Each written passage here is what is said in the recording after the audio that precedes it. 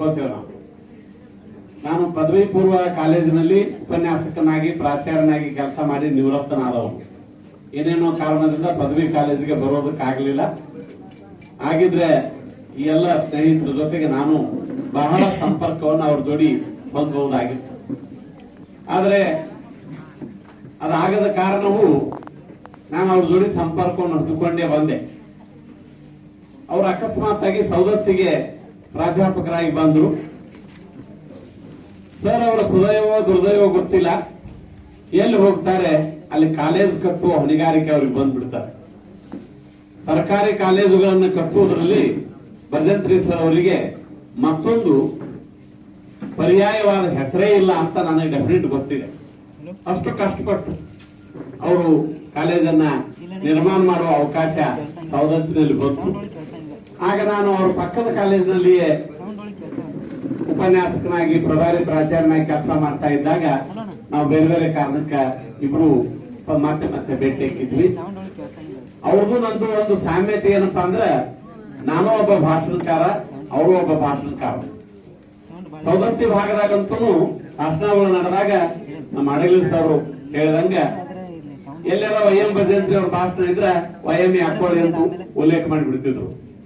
YM ಯಾಕೊಳ್ಳಿ ಅಂತಿದ್ರೆ YM Bhajantri ಅಂತ ಉಲ್ಲೇಖ ಮಾಡಿಬಿಡುವ ಸಂದರ್ಭಗಳು ಸಾಕಾಗ್ತಿದ್ವು.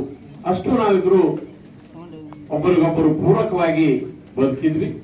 ಸುಮಾರು 3 ದಶಕಗಳಿಂದ ಅವರು ವಿದ್ಯಾರ್ಥಿಯಾಗಿದ್ದಾಗಿಂದ ನಾನು ಅವ್ರು ನೋಡ್ಕೊತ ಬಂದೀನಿ. ನಾನು ಅವರಿಗೆ ಹಿರಿಯಣ್ಣನ ಜಾಗದೊಳಗನ ಬಹಳಷ್ಟು ಸಂದರ್ಭದೊಳಗ ನನ್ನನ್ನು ಅವರು ಕಂಡಿದ್ದಾರೆ. ಬಹಳ ಮನುಷ್ಯನಾಗಿ ಭಜಂತ್ರಿ ಅವರನ್ನ ನಾವು ಹೊಗಳೋದಕ್ಕೆ ನಮ್ಮಲ್ಲಿ ಪದಗಳಿಲ್ಲ. ಇಷ್ಟೊತ್ತನ ಅವರ ಮಕ್ಕಳು ಹೇಳಿದ್ದೇನು, ಅವರ ಶ್ರೀಮತಿಯವರು ಹೇಳಿದ್ದೇನು ತಪ್ಪಿಲ್ಲ. ನಾವು ಎಷ್ಟೋ ಸಂದರ್ಭದಲ್ಲಿ ಕುಟುಂಬದ ಸದಸ್ಯರಾಗಿ ಕುಟುಂಬಕ್ಕೆ ಮಾಡುವ ಕೆಲವು ಕಾರ್ಯಗಳಲ್ಲಿ ನಾವು ತಪ್ಪಿದ್ದೇವೆ.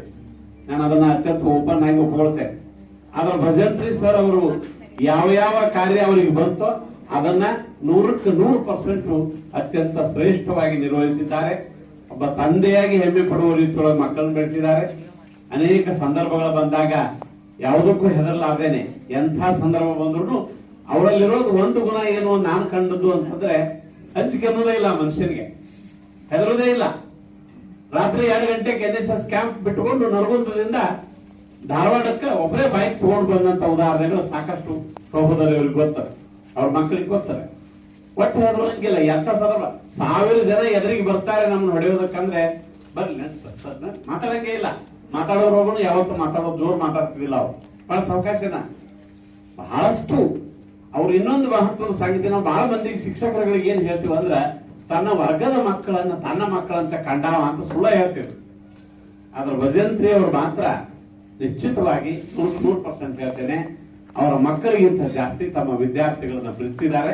ಅದಕ್ಕೆ ಸಾಕ್ಷಿ ಇಲ್ಲಿ ಬಂದಿರುವಂತಹ ವಿದ್ಯಾರ್ಥಿಗಳಂತ ನಾನು ಗೌರವಿಸ್ಕೊಟ್ಟಿದ್ದೇನೆ. ಮೇಡಮ್ ಅವ್ರು ಹೇಳಿದ್ರು, ಸರ್ಗೆ ಕಣ್ಣ ನೀರು ಬರ್ತಾ ಇಲ್ಲ ಗೊತ್ತಿಲ್ಲ, ನನಗ್ ಬಂದಿಲ್ಲ.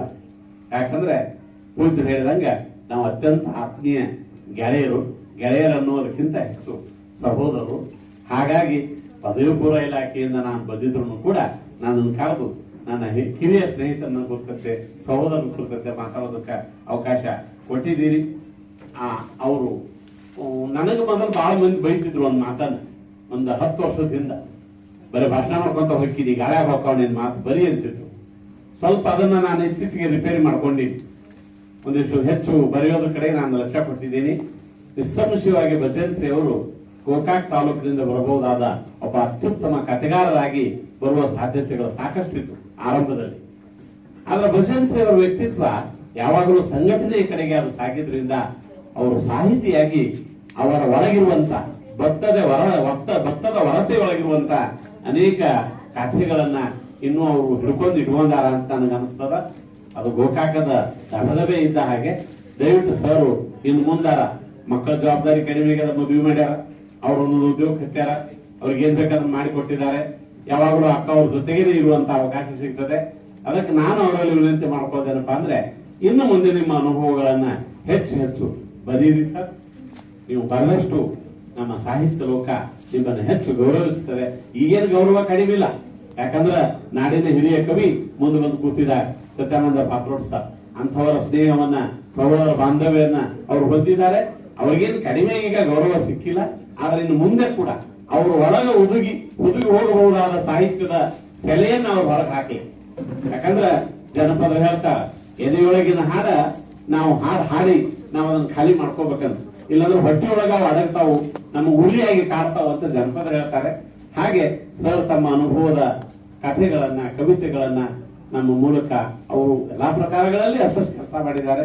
ಮುಂದೆ ಅವರು ಇನ್ನೊಂದು 10 ವರ್ಷಗಳ ಕಾಲ ಗಟ್ಟಿಯಾಗಿ ಕುಂತು ಅವನ್ನೆಲ್ಲವನ್ನು ಹೊರಗೆ ತರಲಿ, ಅವರಿಂದ ಹೆಚ್ಚು ಸಾಹಿತ್ಯ ರಚನೆ ಆಗ್ಲಿ ಅನ್ನೋದು ನನ್ನ ವೈಯಕ್ತಿಕ ಆಸೆ. ಹಾಗಾಗಿ ನಾನು ಅವರಲ್ಲಿ ವಿನಂತಿ ಮಾಡ್ಕೊಂತೇನೆ. ಮತ್ತೆ ಇಲ್ಲಿ ವೇದಿಕೆಗೆ ನನ್ನನ್ನು ಕರೆಸಿ 2 ಮಾತುಗಳು ಅವಕಾಶ ಕೊಟ್ಟಿದ್ದೀರಿ. ಮಿತ್ರರೆಲ್ಲರೂ ಬಹಳ ಸುಂದರವಾಗಿ ಮಾತಾಡಿದ್ದಾರೆ. ನಾನು ಸ್ವಲ್ಪ ತಡ ಮಾಡಿ ಬಂದೆ, ನಮ್ಮ ಕಂಟಲ್ಗುಂಟೆ ಸರ್ ಮಾತಾಡುವಾಗ ನಾನು ಬಂದೆ, ತಡ ಆಯ್ತು, ಉಳಿದವರ ಮಾತುಗಳನ್ನು ಕೇಳಕ್ಕಾಗ್ಲಿಲ್ಲ. ಈ ಸುಂದರ ಸಮಾರಂಭಕ್ಕೆ ಸಾಕ್ಷಿಯಾಗುವ ಅವಕಾಶವನ್ನು ಕೊಟ್ಟಿದ್ದೀರಿ. ನಿಮ್ಮ ಪ್ರೀತಿಗೆ ನಾನು ಅನಂತ ನಮಸ್ಕಾರಗಳನ್ನು ಸಲ್ಲಿಸಿ ಭಜಂತ್ರಿ ಸರ್ ಅವರಿಗೆ ಎಲ್ಲ ರೀತಿಯಿಂದ ಮುಂದಿನ ದಿನಗಳು ಸುಖವಾಗಿರಲಿ ಅಂತ ಹಾರೈಸಿ ನಾನು ಮಾತು ನಮಸ್ಕಾರ. ಯಾಕೋ ಸರ್, ನೀವು ಭೇಟಿಯನ್ನು ತಯಾರು ಮಾಡುವಾಗ ಕೂಡ ನಮ್ಮೊಂದಿಗೆ ತುಂಬಾ ಸಹಕರಿಸಿದ್ದೀರಾ.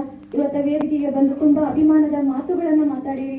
ನಿಮಗೆ ವೇದಿಕೆ ಪರವಾಗಿ ಧನ್ಯವಾದಗಳು. ಈಗ